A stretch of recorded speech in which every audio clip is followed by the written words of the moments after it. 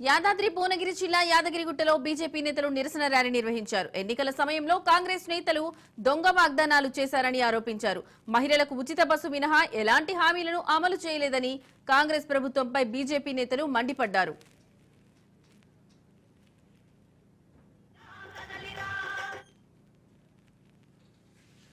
Congress party అమలుకు సాధ్యం కాని హామీలతో అధికారంలోకి వచ్చి ఏవైతే ఎన్నికల ముందు చెడు 6 గ్యారంటీలు ఖచ్చితంగా నెరవేరుస్తామని చెప్పి తప్పుడు హామీతో అధికారంలోకి వచ్చి ఈరోజు కేవలం ఒక బస్సు ఫ్రీ బస్సు మాత్రమే ఇచ్చి మిగతా 5 హామీలు చేతులు తీసుకున్న విధంగా ఈరోజు కనిపిస్తూ ఉంది.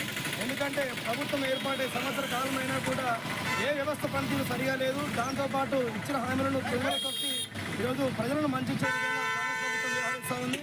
దాంతోపాటు రైతులను కానీ వివిధ వర్గాలను కానీ అందరూ అణిచేసే విధంగా ఈరోజు ప్రభుత్వం వ్యవహరిస్తుంది. దాని నిరసనగా బీజేపీ ఆధ్వర్యంలో ఈరోజు యారుట పట్టణంలో బైక్ ర్యాలీ